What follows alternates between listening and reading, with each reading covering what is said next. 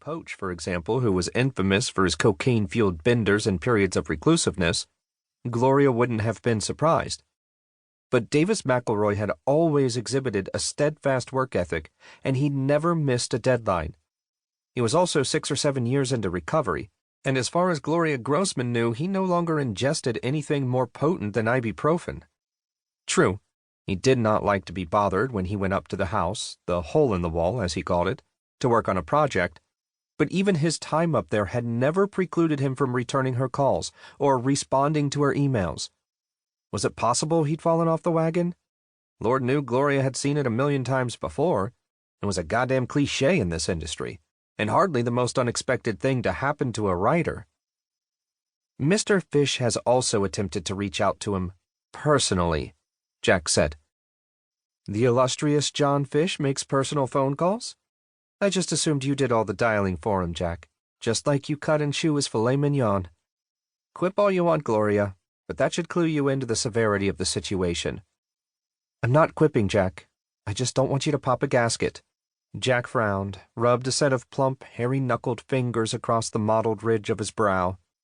John Fish was just the type of client that dissuaded Gloria from merging her agency with Jack's, the epitome of the pampered, pompous novelist who'd spent the bulk of his career marinating in white male privilege.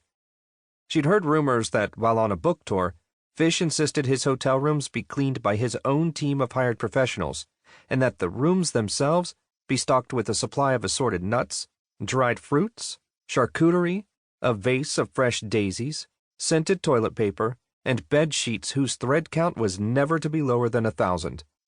He was an asshole, in other words. But John Fish, and Jack for that matter, was right to be concerned. Davis McElroy had been hired by the studio to adapt Fish's best-selling novel, The Skin of Her Teeth, and he hadn't delivered. It was a mess all the way around. Is it possible something could have happened to the guy out there?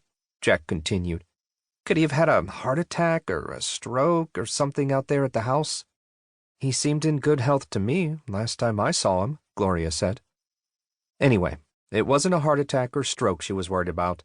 To the best of her knowledge, McElroy didn't attend NA or AA meetings while tucked away up there in the hole in the wall like he did when he was here in the city. Maybe the damn fool had slipped up. Well, somebody needs to get in touch with the son of a bitch, Jack insisted. Maybe you should call the local police up there, have them drop by for a welfare check or something. Make sure the poor bastard isn't lying dead on the floor and that his dog hasn't made a meal of his corpse. I don't believe he has a dog. It was meant to be humorous, but it missed the mark. I wish I could share your confidence here, Gloria. Whatever is going on, it's bad business. And it's making Fish uncharacteristically, let's say, itchy? Gloria laughed. Itchy, huh? He's troubled by this whole thing. He keeps asking if we've heard from McElroy. It's not like him to give such a shit, to speak frankly. I didn't even think he knew Davis McElroy's name, let alone the guy's phone number. Jack's espresso and bagel arrived, borne on a linen-covered tray. The waiter set the items on the table, and Jack picked up the espresso, his squat, rectangular pinky extended. The cup looked like a miniature novelty in his oversized hand. No one's calling the police, she told him. If McElroy had relapsed, she didn't want to invite any legal complications into the equation. McElroy could be up there feasting on a buffet of cocaine and Jim Beam for all she knew. Cops would just muddy the waters. But I agree that enough's enough. I've already made up my mind to go out there myself and check up on him. Jack's eyes widened over the rim of his espresso. To the house? He said, setting the cup down. It's not Beirut, Jack, she said. She'd been up to the hole in the wall on a few occasions, whenever McElroy would throw one of his solemn, somewhat self-pitying get-togethers. She had the address in her phone. It was only a few hours' drive, and it would do her good to get out of the city for a while. She didn't own a car, though, so she'd have to butter up to Becca. Jack just shook his head. This whole thing sets me on edge, he commented, gazing at the traffic in the street now. His small eyes darted here and there, here and there. I don't want to lose this deal. We're not going to lose the deal. I'll handle it, Jack.